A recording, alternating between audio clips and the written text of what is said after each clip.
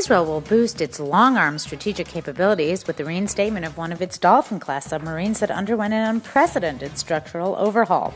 The submarine, one of 3 currently in the Navy, arrived in Israel in 1999 and is the first to undergo the midlife renovation. The Israeli submarines, which were purchased from Germany, have an expected lifespan of 30 years. With the expected arrival of 2 additional submarines in the coming years, the shipyard is also undergoing renovations to accommodate the new vessels and building new hangars, some of which will be protected from potential Hezbollah and Syrian missile attacks. Tunisia's newly elected president has called for the country's Jewish population to return. The state news agency reported Monday that President Moncef Marzouk has told the country's Grand Rabbi Chaim Bitan that Tunisia's Jews are full citizens. Tunisia presently has a Jewish population of 1,500, but in the 1960s there were 100,000. Most left following the 1967 war between Israel and the Arab countries. Cornell University and the Technion Israel Institute of Technology will partner to build an applied sciences campus in New York City that officials hope will transform the metropolis into a center for entrepreneurship and technology innovation to rival California's Silicon Valley. In a news conference, Mayor Michael Bloomberg announced that the school's proposal has been selected in the multi-billion-dollar competition. The news conference was viewed live in the Technion campus in Haifa in a crowd that included the recipient of the Nobel Prize in Chemistry, Professor Dan Shechman, who teaches at the Israeli University. 7 universities and consortiums submitted bids to build a campus in exchange for nearly free city land and up to $100 million in city improvements.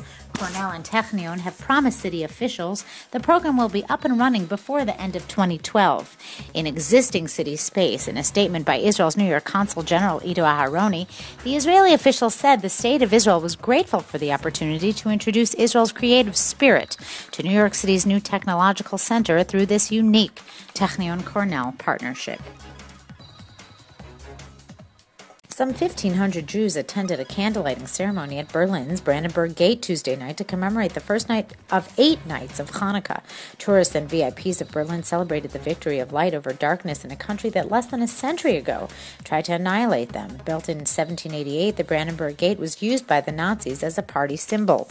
In the United States on Tuesday, thousands attended a Chabad-organized lighting of the national menorah on the Ellipse near the White House. U.S. President Barack Obama and his wife Michelle threw their Hanukkah party at the White House a week and a half ago, but wished U.S. Jews and Israelis a happy Hanukkah in a special message. Additional Hanukkah ceremonies took place Tuesday night at various iconic locations throughout the world, including the Champs-Élysées in Paris and Trafalgar Square in London. Busted.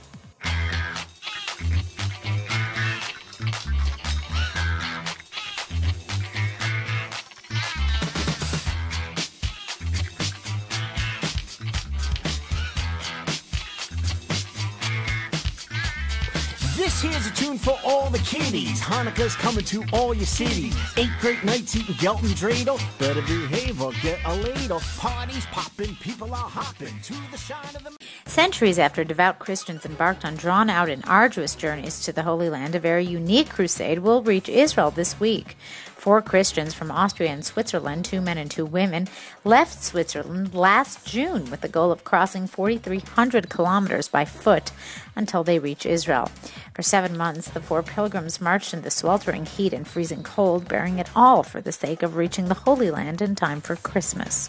Inevitably, at one stage, they found themselves surrounded by Bashar Assad's soldiers, who forced them to flee to the south by taxi.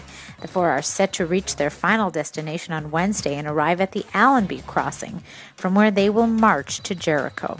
Their journey will officially conclude at a Mass in the Church of the Nativity in Bethlehem on Friday.